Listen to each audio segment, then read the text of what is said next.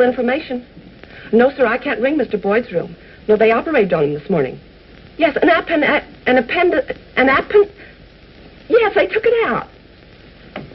Well, Sally, if you're not busy tonight, how about you and me grabbing a quick sandwich and catching the early show at a movie? Excuse me. Blair, John. Oh, hello, Irene. Sure, I had a grand time last night. I was out with Mr. Gustakis in Pittsburgh. First to a classy cocktail bar, and then dinner at a hotel where the soup was $2 a plate. And then to a nightclub with real champagne. Well, goodbye. See you later. What were you saying about tonight, Joe? Oh, nothing. Nothing at all. Good morning, Dr. Lane. Morning. Oh, hi, Doctor. Good morning. Has Nurse Mary Lamont checked in yet? Yes, 10 minutes ago. Oh, thank you. You know, I got half the notion to take a good poke at that guy trying to cut in on Doc Kildare's girl. Control yourself, muscle-bound. If your pal Kildare don't do anything about it, why should you stick your nose in? What's she giving him a trouble for, anyhow? Why not? The way I see it, there are only two things she can do. Jump off a bridge over Jimmy Kildare or go out with this guy, in spite of the fact that he's single, rich, and good-looking. Yeah, he'll need his dough. Up in brain surgery, they're commencing to call him the Undertaker's friend. Emergency? Yes, Nurse Lamont? Dr. Kildare? Yes, he went past the desk, but I don't remember if he was coming or going out. Thank you, Sally.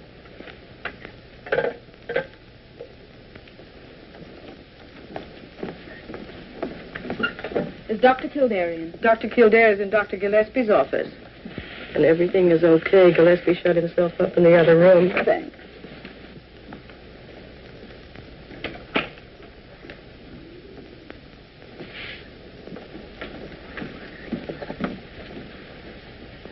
Mary, I get an hour off today. How about having lunch? Jimmy, that'll be wonderful. Kildare! Yes, Dr. Gillespie. I have to make a phone call first. Kildare! Jimmy Kildare! Coming, Dr. Gillespie. Mary, you have another date for lunch, haven't you? If you already have a date, then you mustn't break it. Besides, I'm not sure Dr. Gillespie will let me off. But, Jimmy, you know... Dr. Kildare! Can't you hear me? I'll be right there, Dr. Gillespie. No lunch, Mary. Kildare? This is the most ridiculous thing I've ever heard of.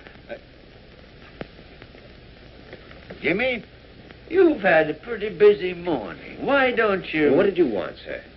You were saying something was ridiculous. This report on Rufus Ingersoll. Jimmy, Rufus Ingersoll's been examined by every department in this hand-painting institution. Here are 27 different reports by 27 different doctors without a mistake in one of them. Why, it's impossible. Parker! Parker! Mr. Rufus Ingersoll should be treated with kindness, sweetness, and light. Will you kindly send in Mr. Rufus Ingersoll? Yes, sir. Let me handle this, Jimmy. Good morning, Doctor. Well, Mr. Ingersoll, good morning. And how are you feeling today? Never felt better in my life. Oh, that's fine. That's fine. Because your system's in a state of collapse. Sit down before you fall down. Mr. Ingersoll, you're suffering from a bad case of what we might call the dangerous age. You've been living too young. You've been eating too young. You've been drinking too young. You've been thinking too young. And all because you fancy yourself to be in love with a young girl in her 20s. And what's the result? Your stomach is overworked, your heart is overstrained, and your kidneys look like the Battle of Gettysburg. My age has nothing to do with it. I'm still a young man. You're young enough to make a fool of yourself. Dr. Gillespie, I came here for medical advice. Okay, you take a large dose of common sense. Of course, your personal affairs have got nothing to do with me, but medically speaking, my advice is that you should lead the life of a gentleman of 50, with his wife and children. Otherwise, Mr. Ingersoll, one of these fine days, you're going to drop dead. Good day, Mr. Ingersoll. This way, sir. Next patient! Next patient! Well, how can I examine you with your uniform on? Examine me? I don't understand. Well, I call for the next patient, and you pop in. You must be the next patient.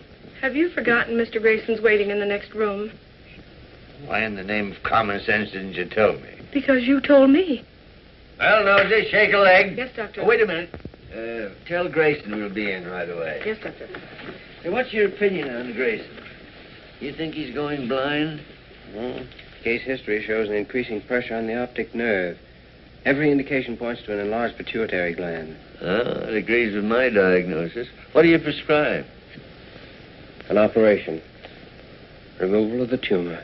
Sooner the better. You positive of that? Yes. Well, it's the only chance he has outside of a miracle. You're absolutely right. But the final decision to operate is up to the surgeon. Well, that's one thing we can do for Grayson. Get him a good man. Means you have an idea. I wouldn't dare suggest it to anyone but you, Dr. Gregory Lane. Gregory Lane? Yes. I know there's been some talk. He'd lost several patients in a row. But people don't realize that sometimes patients die because there's no chance of recovery. What are you trying to prove? Well, I'm not trying to prove anything. But I feel positive that Lane's a fine surgeon and that the medical profession needs him. Well, what brought Dr. Gregory Lane to your eagle eye? Well, didn't you once tell me he was the most promising young surgeon ever came to this hospital? Oh, I did say he had a fine pair of hands, but his judgment's worried me lately. Well, there's one sure way to check on his judgment. How? Well, see what he says about Grayson. Aren't you always telling me that anyone who agrees with you is a darn good doctor? You're getting too smart for me. Go on, get in there. Good morning, Mr. Grayson. Well, Mr. Grayson, it's as bad as I thought, isn't it? Mr. Grayson, our advice is an operation. A very delicate operation. I understand. I insist on the operation. You see, I'm not afraid of anything except going blind. We're going to send you to one of our very best brain surgeons. Will you tell Dr. Lane I'll talk to him after he's examined Mr. Grayson? I'm very grateful to you both. Never mind us, Mr. Grayson. We'd be pretty bad doctors if we didn't do everything humanly possible for you. I know that. But we both know that the final power of life and death is still in the hands of the great healer. Yes, Mr. Grayson, that doesn't change. Dr. Carew on the phone, sir. Thank you. Well, good luck, Mr. Grayson. Thank you, Doctor.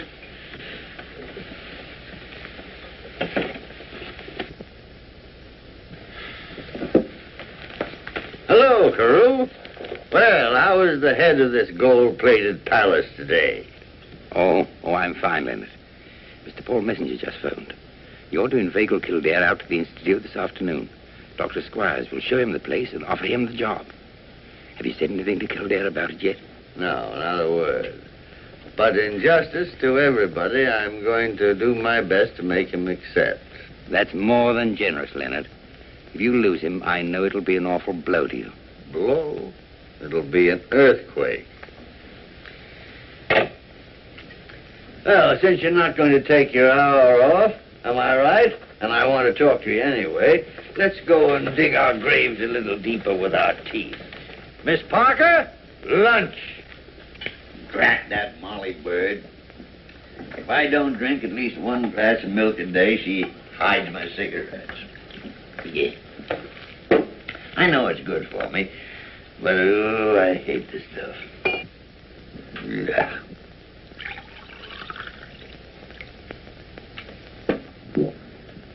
Yes. What made you hesitate about Grayson, Jimmy? For a moment, I wasn't sure. What made you decide? It was my best thought on the subject. That's the one most important thing for a doctor to know. To face situations with nothing to lean on but what he's learned. Yes, even in my short experience, there have been times when my blood ran cold. And yet you had to act like the Almighty, with life in one hand and death in the other. You had to do it, and you did. That's what I call being a born doctor. Couldn't have learned that from you, could I? Mm-hmm. Aren't you going to drink your milk? Oh, sure. But don't try and change the subject on me. Jimmy, you'll make mistakes, but let them be your mistakes. Use your eyes, your heart, your brain, your instinct. Make up your mind, and then go ahead. Good. Do you think I'll ever learn half what you know? Yeah, but you'll have to begin where I leave off. And do you think you're being fair to me? To yourself? To the medical profession? Well, what do you mean? You haven't seen Dr. Lockberg in 2 months. Why? Because I'm a good doctor, and I know what's the matter with me. Cancer isn't necessarily hopeless. Well, every time I intend to call Lockberg up, something important turns up. Nothing is that important. Look, if I'm to finish any part of what you've started, you'll have to stay here and teach me as long as you can. All right, Jimmy. I'll call him this afternoon to come over. I already told him to be here at 5 o'clock. Why, you Come on, drink your milk.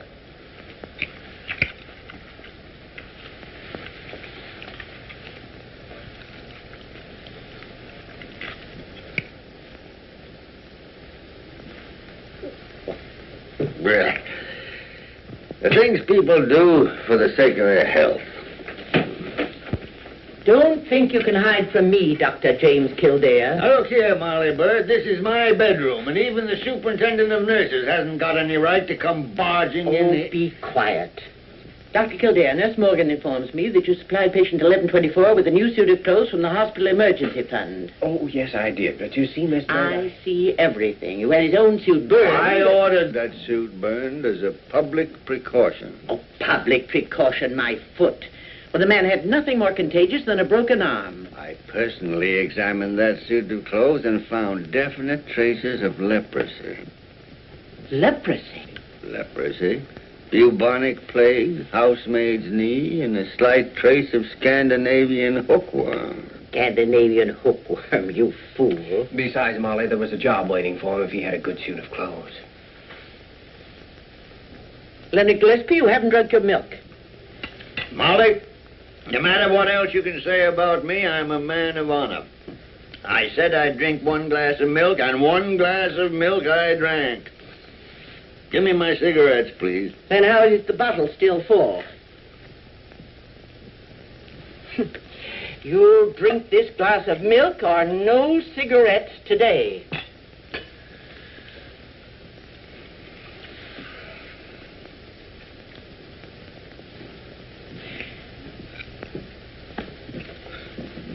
Yeah. Now give me my cigarettes. Well, they're still in your pocket. I forgot to take them out this morning. What friends? Well, you've been trying for 25 years to force somebody to take care of himself. It's a little hard to break the habit. Well, if you can get along without me for a while, supposing I run up and have a talk with Dr. Lane. Yes, Grayson's in pretty bad shape. Let me know when Lane wants to talk to me. That's what I meant to do. And later in the afternoon, we're going for a drive in the country. Well, now you're beginning to act sensibly, sir. It'll do you a world of good. Maybe. I've ordered a nice big car, so the 3 of us will be comfortable. 3 of us? Uh-huh. You and me and Nurse Mary Lamont. Yeah, well, why not Mary Lamont? She isn't engaged to Dr. Lane, even though she did go out with him last week. What do you expect her to do? Die an old maid because you only get $20 a month? I don't expect her to do anything of the sort. Well, Dr. Gillespie, I guess it's pretty obvious to you how I feel about Mary Lamont, but I can't and I won't say anything to her about it. After all, $20 a month is $20 a month. We're ready, Dr. Lane. Good, let's go then. I want to see you after this operation. Dr. Lane, a package arrived for me this morning. It contained a dozen pair of beautiful silk stockings. Silk stockings? Silk stockings. I'd sent them back except for 3 things. I don't know where they came from. I can't prove you sent them. Besides, they're awfully pretty. I don't know a thing.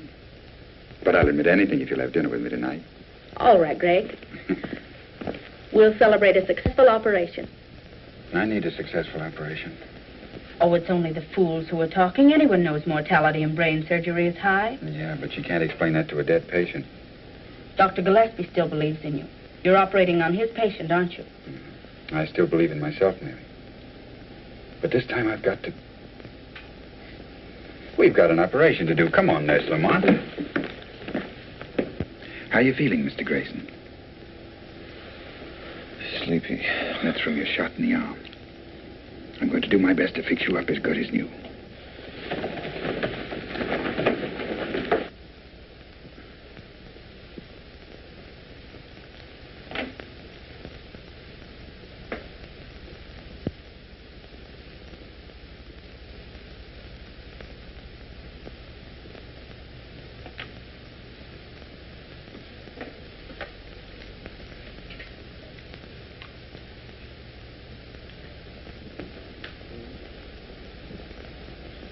Oxygen.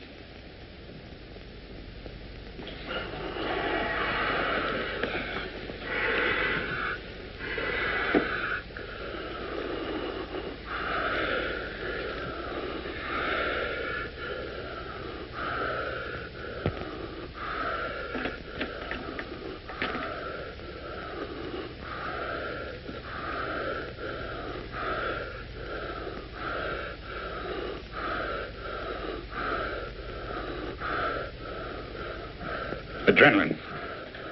Hurry.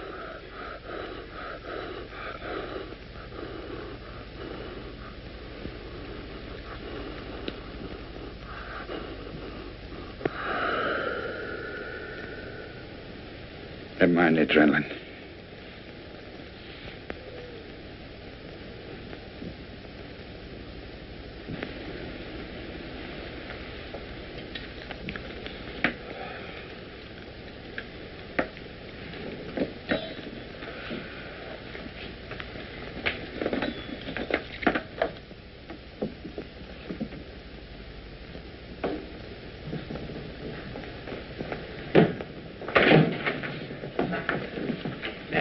Jimmy, do you have a cigarette? Oh, Mary. Please, Jimmy, give me a cigarette. Why? By the way, Dr. Gillespie wants you and me to... Thanks, Mary. Dr. Lane, I was in the gallery and I... The operation was a success, but the patient died.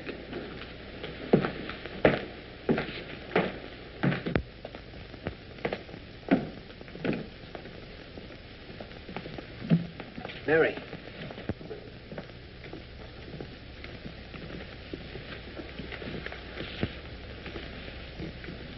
They're so new, aren't they? Just off the assembly line this morning. 41 brand new lives. Sort of evens things up, doesn't it? You mean about life and death? I didn't think about it that way. I just happened to come here. And your instincts were right. It's the best place you could have come to. This is what it's really all about. Jimmy, Dr. Lane did everything he could. No one could have done any more, could he? No one. See, Mary, I prescribed an operation. Lane agreed and performed it. We both knew how slim the chances were. That's our job, and it's one of the hardest things we have to learn. I haven't learned it yet. Oh, neither have I. That's what people need. Pure, sweet air to fill your lungs with. And open up your pores to the sunshine. What's the matter with you, Mary? You look as if you hadn't opened a pore for months. I did surgery today under Dr. Lane. Oh, Mary, that patient had 1 chance in 100 of living through the operation. 1 chance in 1,000,000 of living without it. You're absolutely right. I reported that fact to Carew, too. What did Dr. Carew say? Well, what could he say? Too many people dying. Dr. Gillespie, Greg needs help. Dr. Lane, I mean. You're right, Mary. Something ought to be done about it. Isn't anybody interested in where we're going? We're going to the Messenger Institute at the university. Who told you? It wasn't me, Dr. Gillespie. I suppose you told him why, too. No, sir. I didn't know that. Well, then I'll tell you. We're going to the Messenger Institute for Medical Research because I've got business there. And I'm taking you two along for the ride.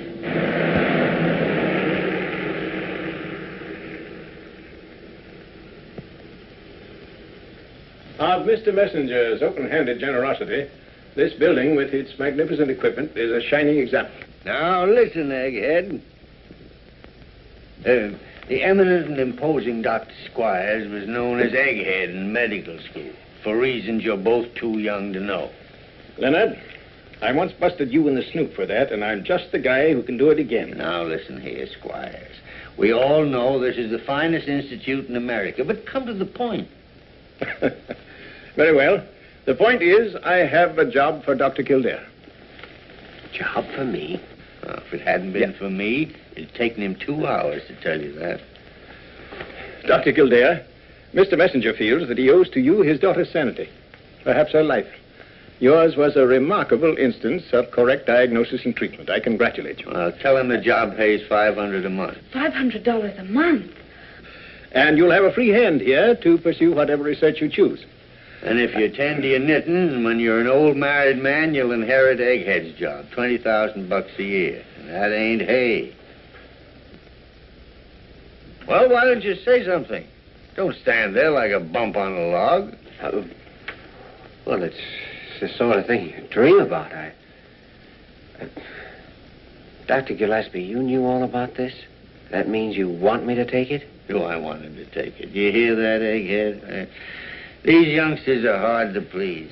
You show them the house that goes with the job. House? Oh, yes. Shall we go see it? I've ordered some tea. Tea?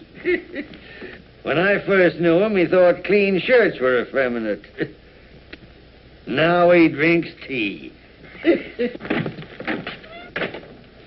It's Mr. Messenger's idea that a man does his best work when his home surroundings are ideal.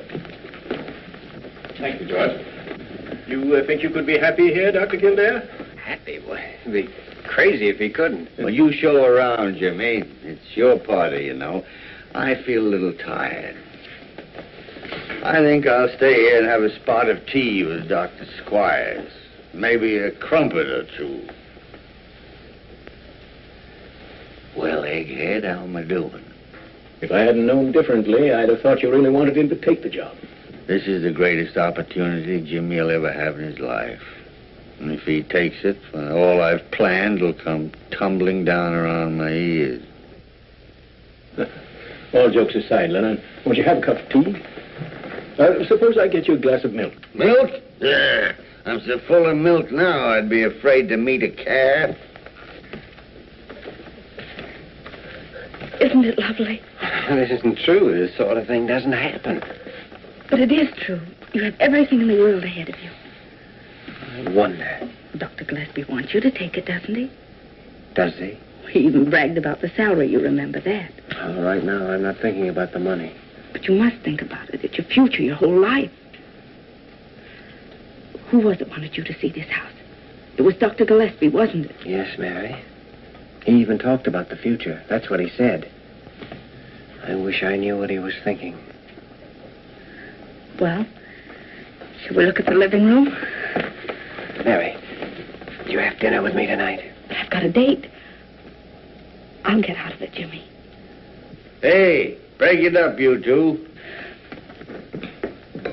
Dr. Kildare, I think we'll be ready for you to move in, say, next Monday.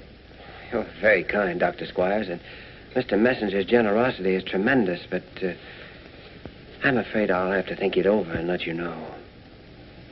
Of course, Dr. Kildare. Think it over. Will you have a cup of tea? Say, Egghead, I think I'll take that milk now.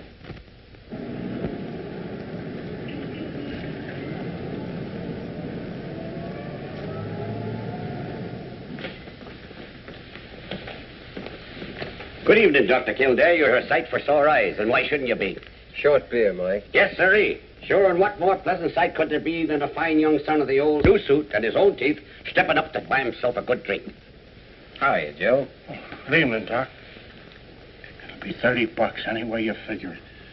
A joint that gets $2 for soup has got to get more than a nickel for a cup of coffee. Say, I got it. When we get to the Golden Slipper, I just won't eat anything. That'll give me $1.60 margin. Golden Slipper? Well, even if you don't eat, the cover charge there is $5 a head. Huh? $5 a head? Even for not eating? boys, there must be some way out of this. Joe, my boy, maybe I can help you. There's a drink I can mix that'll solve all your troubles. If you can only coax the lady in to sample it. Wait a minute, Mike. Now, Dr. Kildare, I'm referring to a humble little concoction known as the Kiss of Kilkenny. It don't make you drunk, and it don't make you dizzy. It leaves you with one consuming thought in your mind, to sit quiet in your chair and listen to the angels sing. Will it keep a lady sitting here all evening? My friend back in County Donegal, I personally concocted one for a giddy young thing who wanted to be took to a dance. How long did it keep her quiet, Mike? Well, sir, that was 13 years ago come Shrove Tuesday. And according to a letter I received last week, she's still sitting there. Say, I know this gal of mine. You fix up 2 drinks for her, and I'll be back here in a jiffy with her. What do you advise for dinner, Mike? Well, I can fix you a steak as fresh as a new policeman. 2 steaks, medium rare. Coming up. 2 steaks, medium rare for Dr. Kildare. Give him the 2 we're saving for the boss. Hello, Mary. Am I late, Jimmy? No, sit down. I've already ordered the steaks. Are you hungry? Starved. Good. Mary, did I ever tell you what my mother said to me when I left for New York? Several things. Which one? Well, she said you'll never get anywhere trying to be anybody but Jimmy Kildare. Jimmy Kildare's all right with me. Over the past hour, I've been trying to be someone else. Why, Jimmy? Because if I were someone else, maybe I'd have brains enough to say this in a different way. Say it your own way. I'm not going to take the job at the Messenger Institute.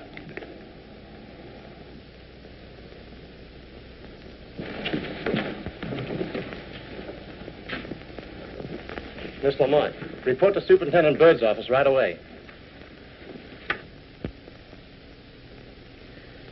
Tony, if we had a patient in this hospital as weak as your copy, we'd give him a blood transfusion and send for his relatives. I don't blame the nurses for squawking. Nurses are just like husbands. You can abuse them, insult them, work them to death, jump all over them, they'll take it. But give them a bad cup of coffee and you got a revolution on your hands. Oh, come in, Mary. I'll be down at the kitchen in 10 minutes and show you how to make coffee. You sent for me, Miss Bird? Lamont, I'm promoting you to staff surgical nurse permanently. Wait a minute. It's not that big an honor. I'm sorry, Miss Bird. Of course, you'll have to be more careful about our rules. For instance, I know that you accepted some silk stockings for a member of our staff. I'm sorry. I'll send them back. Before okaying this promotion, I must know that you plan on staying with this institution. I guess I'll be here forever. Because I certainly would not give this chance to a girl who's liable to quit her job to get married or something. I'm not figuring on getting married. No, child. I don't know why I'm so silly. Well, I know. I wormed it out of Dr. Gillespie about Jimmy Kildare and the Messenger Institute, and this can only mean that he didn't decide the way you wanted him to. I kept hoping against hope. The only man in the world? It's not true, Mary. It's never true. If it were, 9 out of 10 women in this world would never get married. And we women can be thankful that fate fixed it that way. Because so many times, so pitifully many times, Cinderella can't have her prince. And if there were no other man in the world for her, how would the Cinderellas end up? Like me, Mary. I'm 49 years old, and what have I got in life? Bad coffee. No, Mary. Give any woman a decent husband with a clean shave and a pretty good chance of getting on in this world, and she'll come so close to thinking it's love that she'll fool him and herself. I never thought about it like that. Well, try thinking that way. And stop eating your heart out. Now get out of the mouth and get to bed. Report to surgery at 9 a.m. Good night. I said good night. Good night, Miss Bird. Mary, don't send back those stockings. I can't. I have one pair on.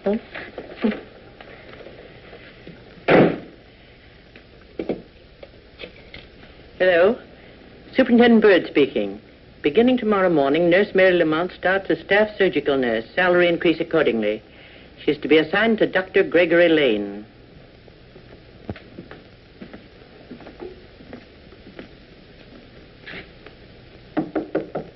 If that's you, Nosy Parker, I'm taking a bath. If it's you, Molly Bird, I'm not smoking a cigarette. Anyone else can go shoot themselves. It's me. Now, what do you mean, barging in here at 3 or 4 o'clock in the morning? What do you think this is, a 6-day bicycle race? Well, it's only 10:15. What do you want in the middle of the night?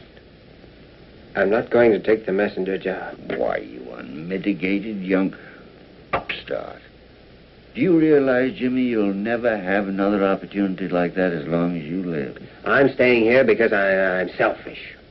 Ever since I was a kid, I've known I wanted to be some kind of a doctor, but I didn't know what or where. Now I do know. I want to be a diagnostician, and you're the only one that can teach me. Jimmy, I'm the happiest guy in the city. As a matter of fact, I've been sitting right here since 6 o'clock waiting for you to come in to tell me your decision. I'm sorry, I've been a little busy. None too pleasantly, maybe, huh? Well, you know. Oh, got a note from Carew's office. Seems I'm behind in my surgery, and they want me to catch up right away. Do you mind if I borrow the... No, don't take anything you want, Jimmy. Yes, he's been raising Cain with me about that, too. Yes, I'm to start tomorrow morning, assisting Dr. Lane. Well, perhaps I could arrange to have you transferred to someone else. No, thanks. Say, what's the matter with this fellow Lane, anyway? I've heard he inherited a lot of money, and yet he wants to stick around this skating rink. No, that's not true. He's had money all his life, but he happens to want to be a surgeon. He also happens to be interested in Mary Lamont, or I'll fire 3 or 4 of my pet stooges. Isn't that Mary Lamont's business? You have no regrets about that, Jimmy? Dr. Gillespie, if I've told you once, I've told you 5 times that Mary Lamont... All right. Don't bite my head off. Furthermore, Dr. Gillespie, it's past your bedtime. All right, Papa. I'll go to bed like a good boy, and I'll be kind to dumb animals, and I'll wash behind the ears. So who do you think you are, Molly Bird in long pants? Blair General Hospital emergency. Just a minute. Hello, Irene. As I was saying, last night, Joe Wayman and me start. Me in that new blue chiffon, and Joe, mind you, he's actually in a tuxedo. When all of a sudden I find I'm paralyzed from the waist down. No, I didn't touch a drop. Just one little glass of Irish lemonade in Mike Ryan's place. But was Joe Wayman nice? He never said one word about me spoiling his evening. Traffic accident, emergency. Emergency, one coming up. Funny thing, no identification. Nothing but a key and a $5 bill. Did you go through all his pockets? What pockets? All he had on was an overcoat over some pajamas and a pair of pants. You know, Sally, I got it all figured out what was the matter with you last night. It was something you drank the night before with that guy from Pittsburgh. I'll bet it was. But, gee, Joe, you were so sweet. Carrying me home and singing like an angel all the way.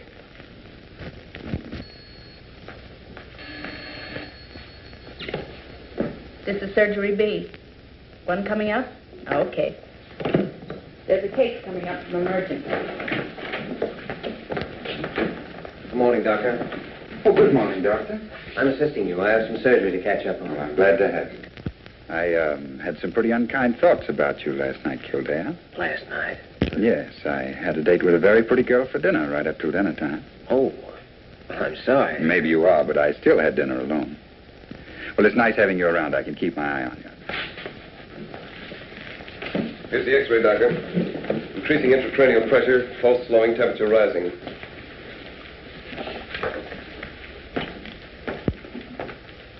We'll have to operate to save his life.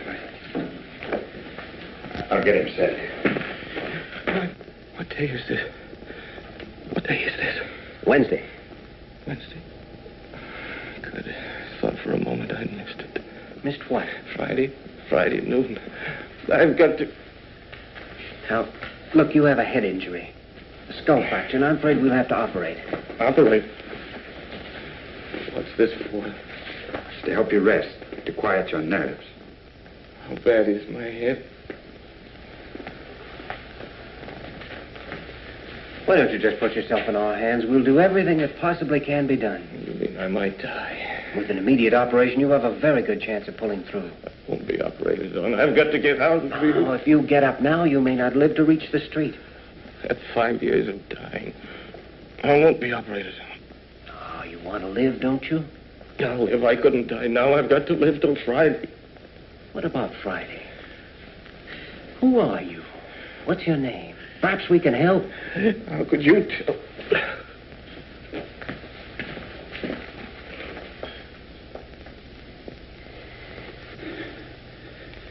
Well, his heart's strong anyway. I'll tell him to get ready. Wait a minute.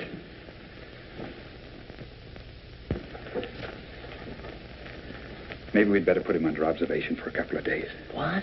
Why? He needs an immediate operation, and you know it. No, I don't. I'm not sure. How can I be sure when Grayson and the others... I don't know what to do, Kildare. Do what your own judgment told you to do in the first place. Operate. But my judgment's been wrong. Not in Dr. Gillespie's opinion. Dr. Gillespie? Yes, he thinks you're a fine surgeon. Says you have the best hands in the hospital. He said something else, too. He said there are times when we have to act, with life in one hand and death in the other. And that the true test of a doctor is his faith in his own judgment, even though he knows someone's going to die if he's wrong. We'll operate immediately.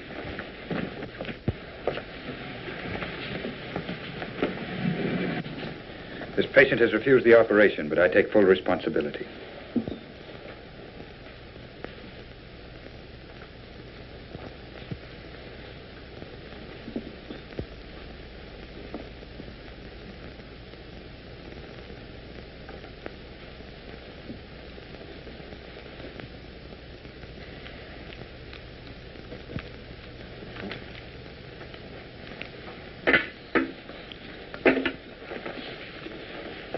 That's it.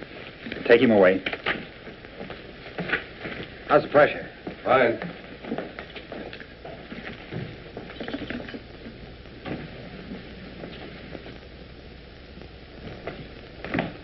I don't think I could have done that without those words you said. Oh, you did a fine job, Doctor. Thanks. As far as I'm concerned, everything's going to be all right, I think, from now on. Oh, I'm sure it is. It was a long session.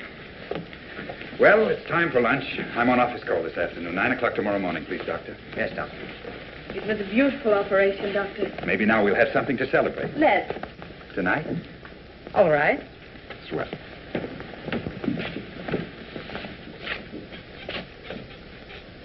Dr. Kildare. Yes, Dr. Crew. I'm very pleased you've decided to remain with us. Why? No explanations are necessary. I understand. Where's Dr. Lane? Oh, he's just left for lunch. Wish you'd been there. You'd have seen the kind of brain surgery you read about. Is that so? Well, I trust you're right. Doctor, because of these somewhat unusual circumstances, I'd like to have your personal report on this case. Well, Dr. Lane has office duty, so naturally I'll be watching it. Very good. He's coming out of it now. Breathing easily and naturally. Mm-hmm.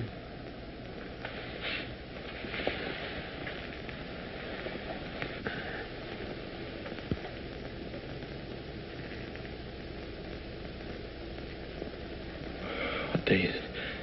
What day of the week? It's Thursday. Thursday. Not Friday. No, it's Thursday. You've put me in the wrong day. The wrong day of the week. Easy there. It's the wrong day. Friday's the day I want. Oh, tomorrow will be Friday. You can't trick me. It'll always be Thursday. You've locked me up in the wrong day of the week. Careful now. Got to break through. Got to break through to Friday. Get me a hypo of morphine and a restraining sheet quickly. There isn't the time to break through yet. I'll tell you when the right time comes.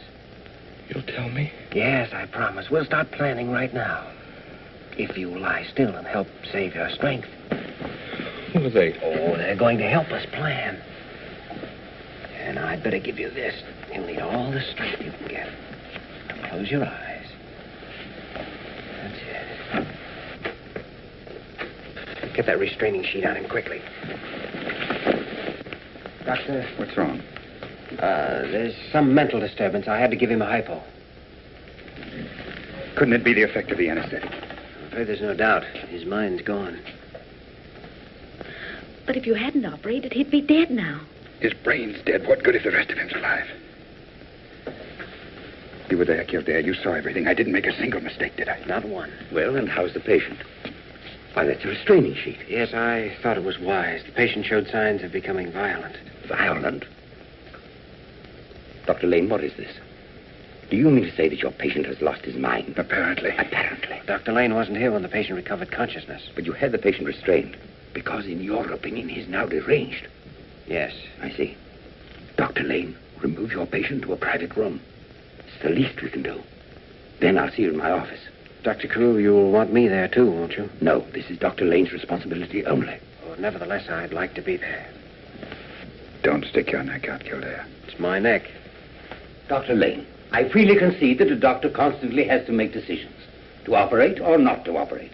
But also, he must be right when he makes those decisions. Otherwise, we... Wait a minute! I'm in on this. What have I missed? I just left your patient. He's as mad as a March hare. What were you saying, Carew?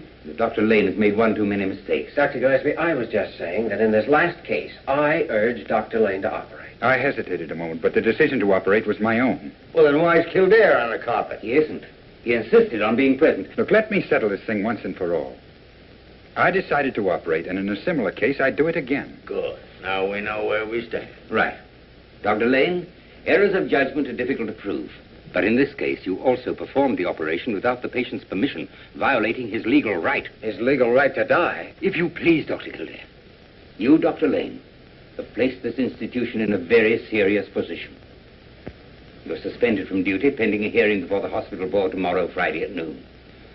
I'm sorry. You may go. Dr. Carew, I'd like your permission to testify at that board meeting. Well, I can't permit that. And how could you possibly help Dr. Lane, Wild? I don't know. He don't know. He wants to prove the operation didn't make the patient insane, but he don't know how to do it. Come on, Jimmy. Now, wait a minute. Suppose the man was insane before the operation. Suppose, for instance, he was suffering from schizophrenia. Poppycock. I don't think the hospital board will be interested in your theories. Your request is denied. But after he came out of the anesthetic, he spoke incoherently of Friday. And before the operation, he made it very plain that Friday was more important to him than living. Now he's a psychiatrist. If you concern yourself further in this case, neither of us can save you from the unpleasant medical and criminal consequences. Kildare, you seem to forget one thing. Dr. Lane went ahead after the patient had refused the operation. But if the man was insane, he had no legal right to refuse the operation, which left the decision up to the doctor. Now, he's a lawyer. I consider the matter settled, Dr. Kildare. Which is the way a high-class gentleman says, get out of my office and mind your own business. Come on, Jim. Can you get along without me for the rest of the day? Oh, I guess so. It might be a good idea. Go on out and take in a show. Forget all about this little difficulty. No, I don't think it's so little. Maybe I haven't been here long enough to get the hospital viewpoint, but if Lane's kicked out, it'll look as though he murdered those patients. And we know he didn't. You going back to your office? No, I'm not. Get your hands off my chair. Oh, I'm sorry. I'll see you tomorrow. Where are you going? I don't know. Maybe I'm going to make a fool of myself. I don't doubt that, but how? I'm going to find out who this mysterious man is, so that I can prove he was mentally deranged before Lane operated. Now he's a detective.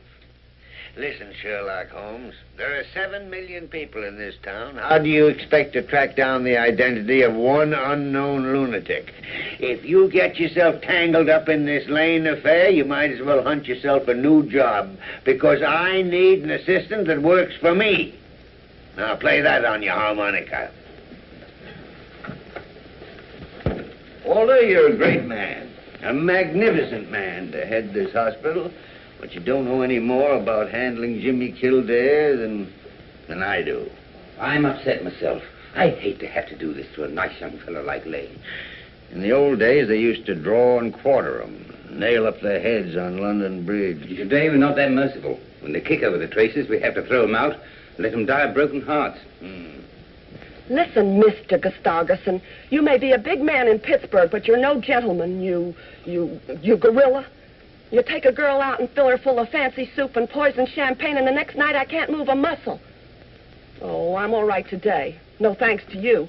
But from now on, I'm sticking to hamburger and lemonade with a square-shooting guy that wouldn't even think of playing a dirty trick on a working girl.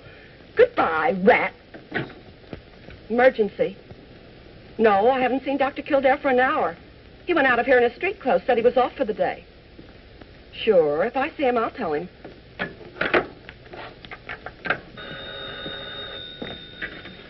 Sullivan's Cafe. No, Sally, Dr. Kildare is not here, but we're expecting him immediately. Sure, I'll give him your message.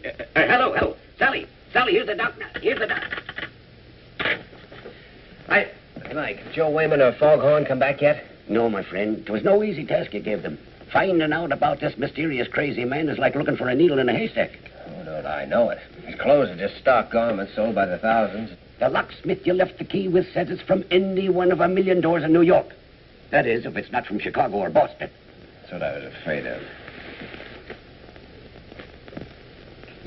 Mother. Mother. Goodness sake, what are you doing here? Is something wrong? Where's Father? I'm fine. Nothing's wrong. Your father has to bring a patient to see Dr. Gillespie. Well, Mrs. Kildare, you're looking young enough to be your own daughter. Only then you'd be your own mother. And you don't look old enough for that. I bet you tell that to all the girls. I do, and I tell them all to make themselves at home. Thanks, Mike. My. Things must be pretty slack with you big city doctors. I don't know. Tell me, are you well and happy? Why shouldn't I be both? Well, if you'd simply said yes, I'd have known you were, but what's the trouble? Well, Mother, I think you are a mind reader. Yes, I am at kind of a crossroads. Nobody ever accomplished anything without passing crossroads. The only question is, which road do you take? It's not as simple as all that. Doing right is always simple. It's only the wrong thing that takes working out. Oh, excuse me, Doc. Oh, hello, boys. Did you, Oh, Mother, allow me to present Mr. Joe Wayman and Mr. Foghorn Murphy. Foghorn? What's your real name? Harold. I prefer Foghorn. So do I. How do you do, Joe? Awfully glad to see you. I've heard a lot about you and your monkey wrench. Oh, those stories are exaggerated, Mrs. Kildare. I never even owned a monkey ranch. Well, sit down, fellas. Tell me, did you find out anything? The boys have been getting some information for me. Oh, about those crossroads? Me and my pals made a house-to-house canvass of the neighborhood where your screwball was run over. We found one house where a guy had disappeared. Oh, go on. This mug disappeared in 1911 with a blonde in the Sunday school collection. Here. I was a blonde myself at 16, and no peroxide either. And the prettiest one in town, I'll bet. The prettiest one in the state, Harold. J. Harold. J. Harold? Oh, excuse me. I won't say another word. I dug up that truck driver that clipped your guy. At first he wouldn't talk, then he changed his mind, but he don't know who the guy is or anything about him. Who put that thing in my pocket? Why am I always someplace else when there's a good fight? Let me know next time you're in town. I'll sock someone for you. Thank you. Well, Doc, I'm sorry we weren't much help. It was kind of tough without knowing the guy's name or anything. That's all right, fellas. Thanks a lot anyway. Goodbye, Mrs. Kildare. It was swell meeting you. Oh, and if you ever need a taxi, well, just call and... Oh, nix on that, Foghorn. I'll take Mrs. Kildare in the ambulance if she has to go anywheres. Thank you, gentlemen. I'll accept both invitations, providing you let me drive. That's a date. Well, now you're stuck, aren't you, son? Yes, Mother. Right now I am in trouble. There's one way out, but it's awfully dangerous. Excuse me. I'm awfully sorry the boys couldn't help. But always remember one thing, Dr. Kildare. Trouble is nothing new for the likes of you and me. The Irish ain't been out of trouble for 1,100 years. Thanks, Mike. You said something about dangerous, Jimmy. Dangerous to do what? Well, to cure an insane man before Friday. So they're curing insane people now, are they? It's an almost fantastic thing called the insulin shock cure. It's a gamble. Only two things to think about in a gamble. What have you got to win? What have you got to lose? Lose? Everything. My job, another doctor's career, maybe the patient's life. But think of what you've got to win, too. Oh, I'm not thinking about you and the other doctor, but the poor man. You can give him a new life and everything God meant people to enjoy. You're slow to decide, son, because you think you're all alone in this. But you're not. There's a man over in that hospital that's as fine a doctor as ever helped the ailing. Oh, I know, but I can't ask Dr. Gillespie to help me. Who's talking about Dr. Gillespie? I mean your own father. Oh, of course. Well, now the only thing to figure out is how to get a hold of him without Dr. Gillespie suspecting. Get to work, son. I will. I'll be seeing you, pal. Mm-hmm. Oh, it's funny, Mother. Whenever I know that I'm right with you, I can generally manage to work out everything else.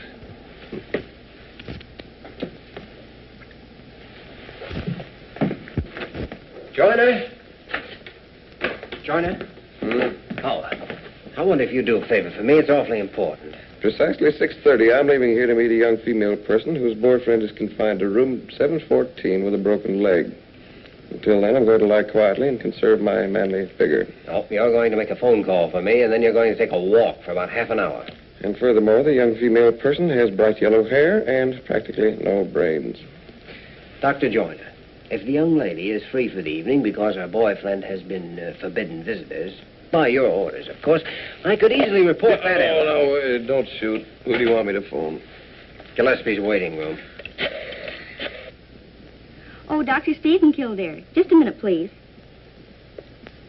Hello. Yes? Yes, I understand. Well, just as soon as I finish here. Pardon me, that is my wife. Oh? You see, the rash hangs on in spite of everything that I've done, although it's confined to our hands. Well, it's obviously a skin allergy. Allergy? Yeah. Why, that might take months to identify. Tell me, Mrs. Gray, what do you do with yourself? How do you spend your time?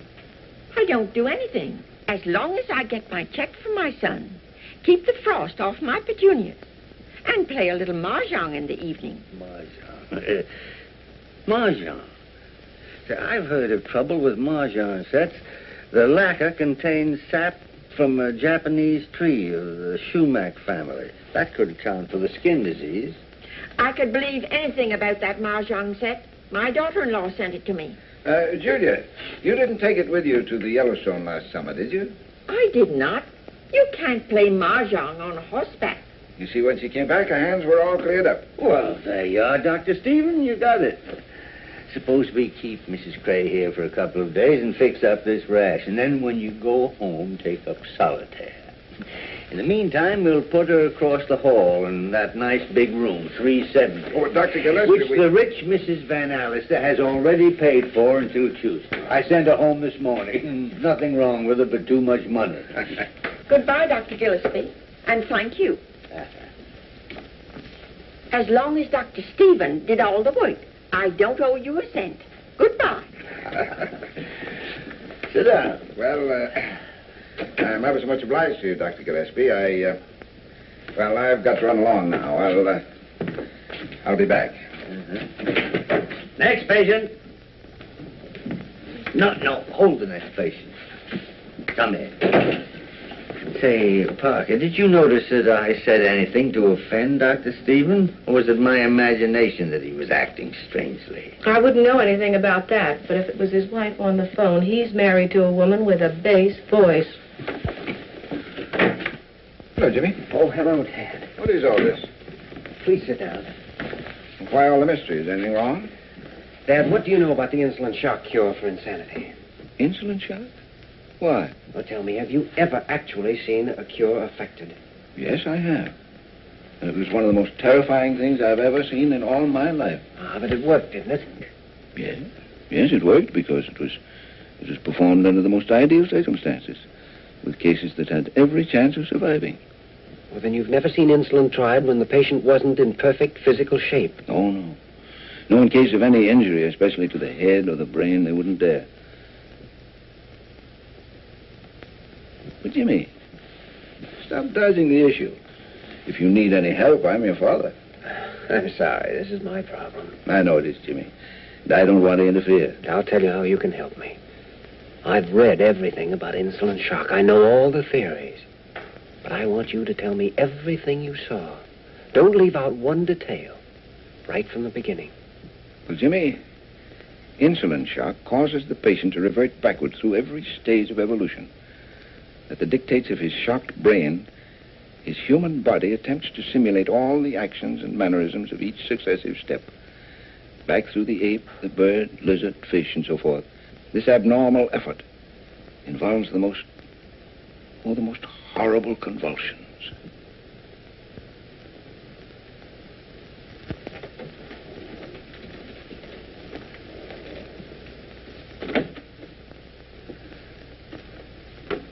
Nice work, Mary.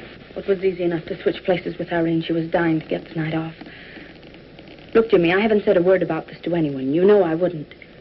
But are you sure you want to do this? Oh, we've been all through that before. No, we haven't. Are you doing this because of Gregory Lane? None of this is Lane's fault. Nothing more than that? Mary, there's a man in there. And if his particular problem isn't solved by tomorrow, he stands a good chance of being a miserable object the rest of his life. Tomorrow's Friday, and I have to find out what that means to him before it's too late. Here we go.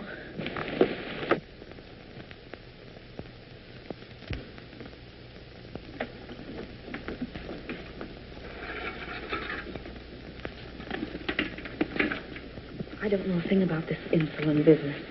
Well, I know that a terrific shock will sometimes drive a person crazy. An overdose of insulin apparently works just the reverse. The tremendous shock it gives seems to drive the crazed brain back to sanity. Suppose he dies. Let's try supposing he'll live. But what about you if he does die? Get his arm ready.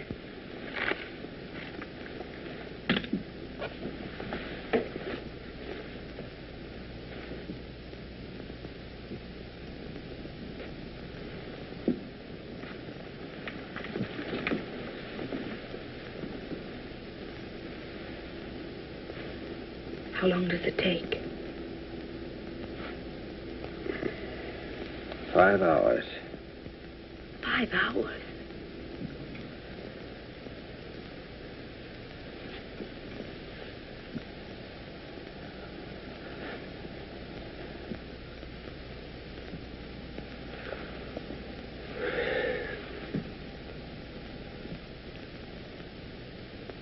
Two and a half hours? Ought to be at least 2 hours more before the effects have penetrated into the deepest part of the brain. How will we be able to tell? If I'm right, his actions ought to tell us. See, the theory is that buried deep in the human brain is a primitive brain of our earliest ancestors. The action of the insulin on that basic part must be what restores the patient's sanity. Because what actually happens, no one knows.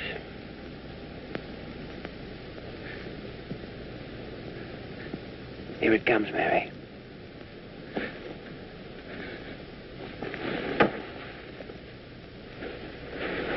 It's working.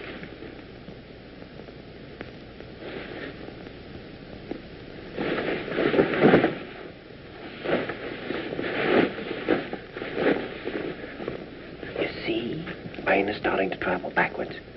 The body is compelled to follow.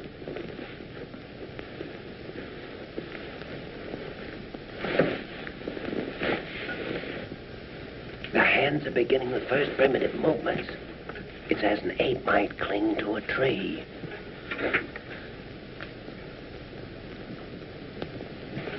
Convulsions are a necessary part of the process. The body is desperately trying to obey the impossible commands of the brain.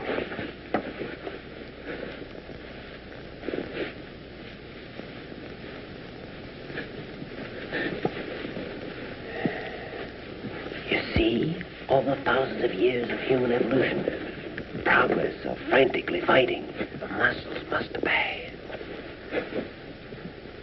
The brain is saying you're no longer a man, you're an animal.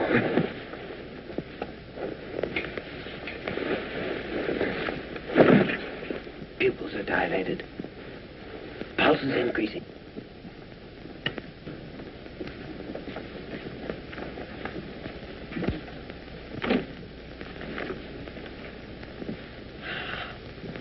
Dr. Kildare.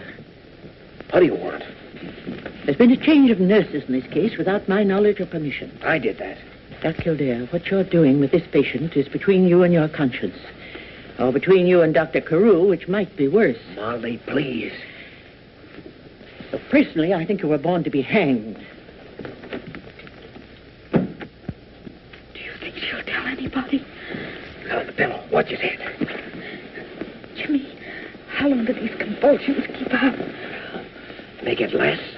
May grow worse. We won't know until the 4th hour.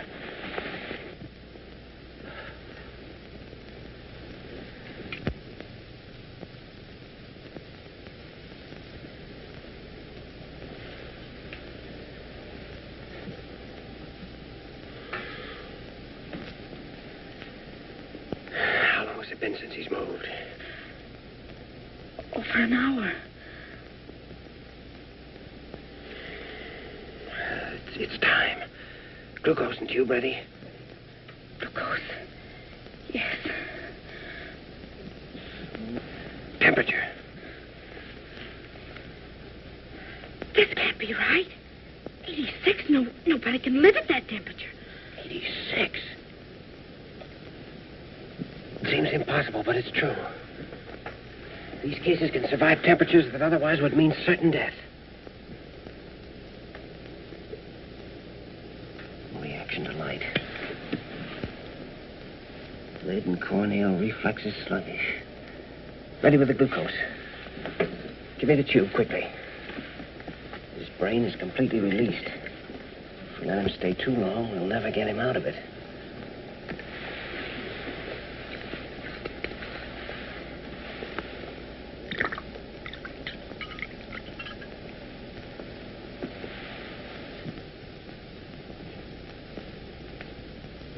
Why doesn't he move?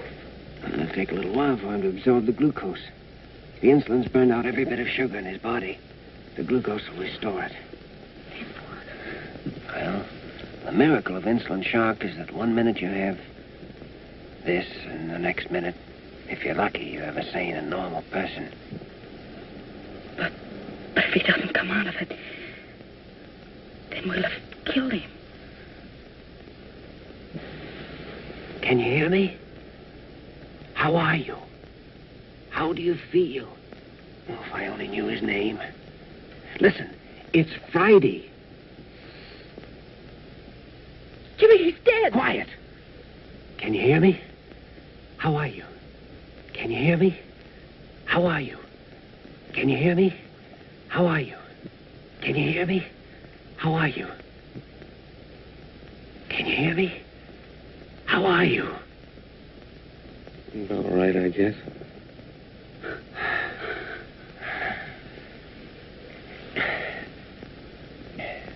Milk and jelly sandwiches right away, please. Jelly sandwiches? Jelly sandwiches and milk, nothing else, right away. Yes, Doctor.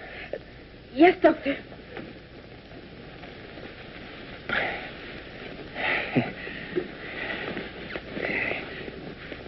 Hey, feel more like yourself now? Fine. It hurts a little. Well, under the circumstances, that's hardly surprising. You remember me, don't you? Yes, you're the doctor that wanted to operate on me after I was hurt. That's right. You feel able to answer a few questions? Mm-hmm. Jelly sandwiches. Jelly sandwiches. Do you want the jelly inside the sandwiches, or do you want it on the outside? Oh, that's ridiculous. Not in this crazy place.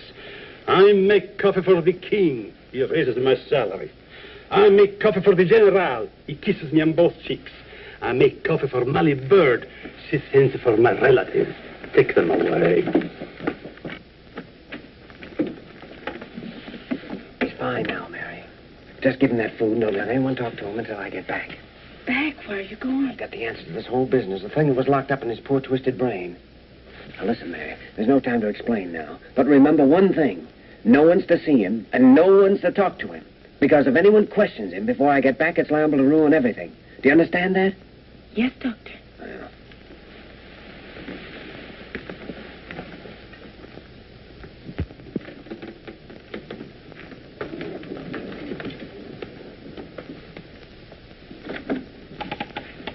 Good evening, Nurse. Miss Lamont, isn't it? I want to examine your patient. Well, Oh, the hour may be a bit unusual, but this is a very unusual case. While I'm in there, you might get me a little bicarbonate of soda. I've just come from a doctor's banquet. Dr. Carew, the patient mustn't be disturbed. Indeed, who said so? Dr. Hepworth, the staff physician on the case. Oh, that's all right. I spoke to Hepworth at 7 o'clock. Told him I was coming in. Yes, but he came back after that. But Hepworth told me he wasn't coming back until morning. What is this? I just left Hepworth at the banquet. Oh, it must have been some other doctor. What other doctor? I don't know his name. It's quite obvious something untoward is going on here. I intend to find out for myself. Well. Wait outside, Conover. Yes, sir. Why, Walter, you look positively beautiful. This is not the time or place for jokes, Leonard. Well, you must have been joking just now when I came in. Wasn't he, Mary? Leonard, in order to testify properly before the hospital board, I must have complete knowledge of this patient's condition. Well, that's not unreasonable, Mary. But Dr. Gillespie, the patient mustn't be disturbed. It couldn't be that Dr. Kildare told you not to let anybody in, could it? I don't know a thing, and if I did, I wouldn't tell you. I better go and find out. No, wait a minute. Come on, Mary, you might as well tell us. Otherwise, Dr. Carew will have the right to go in there. That's just what Jimmy wants to avoid, isn't it? Dr. Kildare administered insulin shock. I can't believe it. And he did a magnificent job of it. I'll believe that when I examine the patient. Walter, I wouldn't go in there if I were you. I know I wouldn't. And I was practicing medicine when they were telling you to keep your thumb out of your mouth. Where is Jimmy? I don't know. This is the most outrageous thing I've ever heard. Oh, you ain't heard nothing yet. What's the last thing Kildare said? Give him the jelly sandwiches and don't let anyone near him until I get back. Jelly sandwiches? Of course, jelly sandwiches. You're a doctor, remember? In spite of that outfit. Jelly sandwiches are exactly the right thing to increase the sugar content. Oh, yes, of course, jelly sandwiches. Oh, make it peanut butter if you want, only let's get on with it. What else, Mary? That's all I know, except the patient in there is as sane as you are. Me or Carew?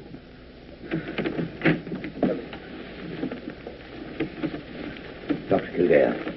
Dr. Kildare, you're suspended from further duty until... Just one moment. Nurse, has anyone been in that room? Not a living soul, Doctor. And you're not going in till I know all about this? No, I know, but Mrs. Adams is. She has a legal right to see her husband. Will you come in now, please? Everything's going to be all right, if you'll just remember.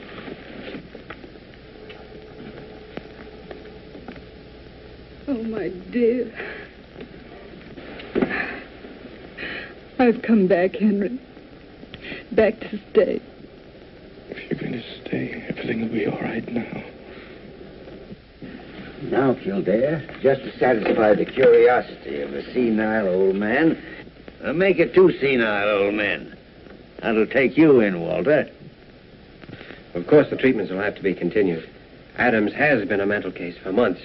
The result of a separation from his wife. Oh, you don't have to hit me over the head with a bottle. I know the rest of it, too. Yes, it seems his wife had sent him a letter suggesting a reconciliation. And Friday was the day they were to meet. Walter, it wouldn't surprise me if you could see through the holes in a 10-foot ladder.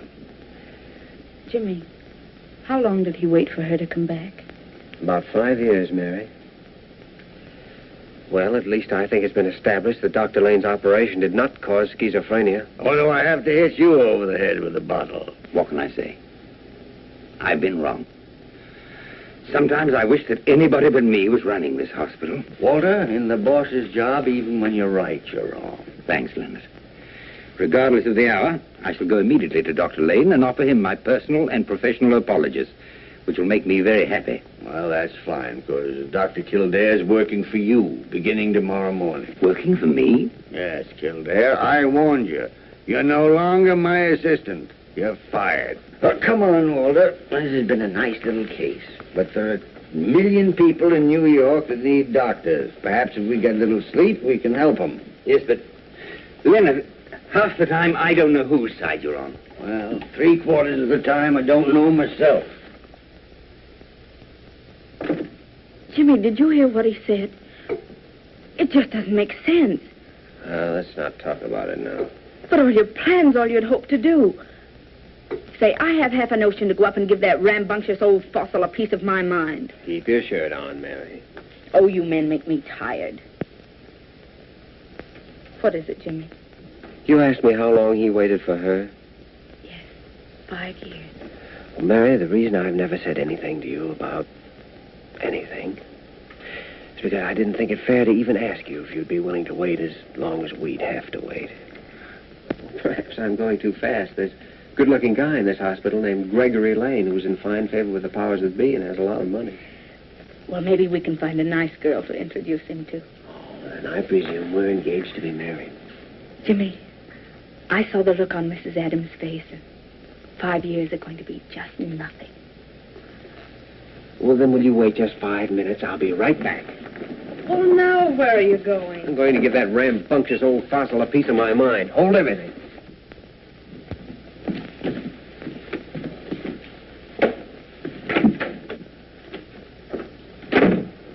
I suppose you thought I was going to take that crack of yours lying down.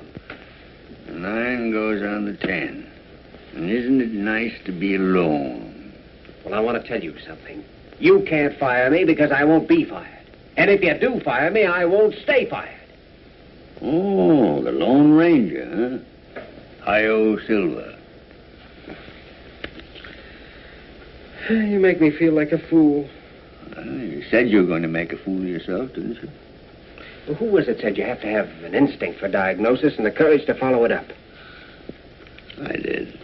Well, every instinct I had told me that Dr. Lane was a good surgeon. Why, you little pipsqueak. If it hadn't been for me, you wouldn't have got to first base. You? Yes, sir. Who was it that had you notify that you were behind in surgery? Mahatma Gandhi? Who was it had you assigned to Dr. Lane? Little Red Riding Hood? Who gave Dr. Hepworth tickets to that banquet? Santa Claus? No, lame brain. Even you couldn't have gotten away with that insolent business without my full authority back of you all the time. Of course, Molly Bird helped a bit. She made me drink 2 quarts of milk. Yeah. You're still fired. Why? Well, because you're not always going to be lucky. Someday, some of those fantastic crusades of yours are going to kick back on you and crucify you. And then what'll be the good... Thank you. And then what'll be the use of my teaching my job to a man who's going to end up by having his head nailed on London Bridge? Funny, you never think of that once you get started. Young Dr. Kildare, you've got a single-track mind. Well, I'm trying to be like you. There's only one man in the world like me. Me. Well, I wish you'd act more like it sometimes. Boy, I haven't made a mistake since 1926, except you. Now, what about Dr. Lockberg? Well, what about Dr. Lockberg? I saw him last night, 5 o'clock. You made the appointment. Mm-hmm. And instead of letting him examine you, you spent the entire time teaching him to play double solitaire and smoking cigarettes. Well, Jimmy, suppose I promise you to see Lockberg 3 times a week and you can stay in the room. Eh? That is, provided you'll promise not to make a fool of yourself more than 3 times a year. Why do you think I came up here? What do you think I've been waiting up here, all dressed up in tight pants? Jimmy, for the love of Pete, give me a cigarette, will you? Well...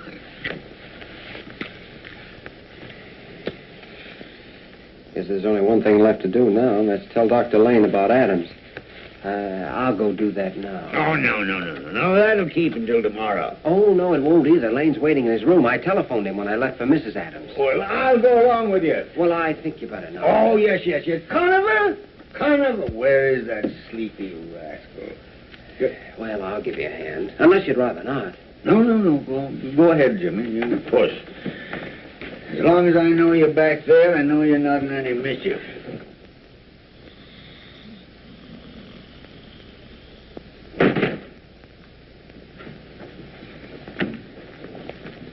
Oh, I could see the whole thing coming. The trouble with you is, Jimmy, you got one of those honest faces. A man can look at you and almost tell exactly what you're thinking. Well, I'm different. Poker Face Gillespie, they call me. Know everything and show nothing. That's me. It's like a sixth sense. I can tell exactly what's going on all the time, behind my back or through a stone wall. For instance, at this moment, Jimmy, you're wishing you could shake me and join that Lamont girl. Isn't that what you're thinking? Isn't that what you're thinking? Answer me. No, boss, it ain't.